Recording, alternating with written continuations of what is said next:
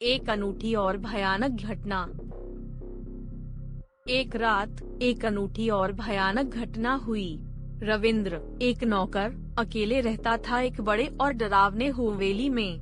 यह हवेली एक जंगली क्षेत्र में स्थित थी जो किसी भी यात्री को अपनी भयानक, रहस्यमयी और भूतिया माहौल से डरा सकता था। रविंद्र को उस हवेली में काम करने की आवश्यकता थी, इसलिए उसने उसे स्वीकार लिया। उसके पहले रविंद्र को भूतों और आत्माओं के बारे में कई कहानियां सुनाई गई थीं, लेकिन उसने उन्हें ध्यान नहीं दिया। वह यह सोच रहा था कि शायद ये सब अफवाहें हैं और कोई भूत आदि नहीं होता। पहले दिन रविंद्र अपना काम शुरू करने के लिए तैयार था, लेकिन उसे अनोखा अनुभव हुआ। रात के समय जब वह खुले आसमान के तारे देखने के लिए हवेली के बाहर गया, उसे एक छाया नजर आई। यह छाया किसी भी इंसानी आकृति की नहीं थी, बल्कि कुछ ऐसी अजीब और रहस्यमयी दिखती थी। रविंद्र का हृदय धड़कने लगा और उसे डर सा महसूस होने लगा।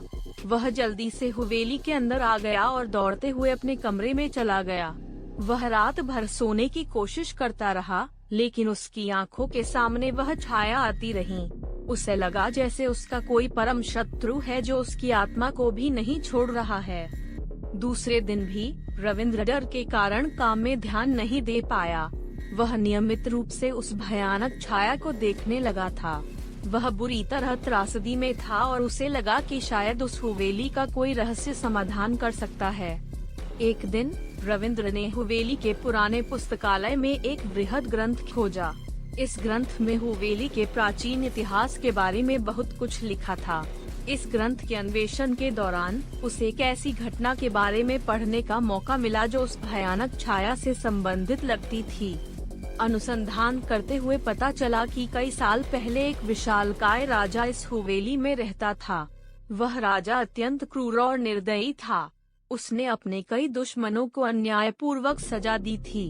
उसी वजह से उसकी मृत्यु हो गई थी, लेकिन उसकी आत्मा का नाश नहीं हो पाया और उसकी भयानक आत्मा अब भी हवेली में विचरण करती थी। रविंद्र ने विशेषज्ञ को बुलाया और उसे बताया कि उसे भयानक छाया दिखाई दे रही है जिससे वह बहुत परेशान है।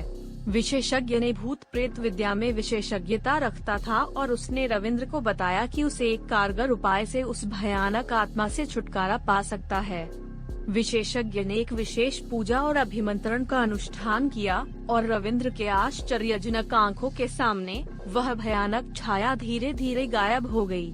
रविंद्र को अपने आप को स्वतंत्र महसूस होने लगा। विशेषज्ञ ने बताया कि राजा की आत्मा व्यक्ति के अंतर्निहित बुराई और दुश्मनता के कारण उस हवेली में बंद थी।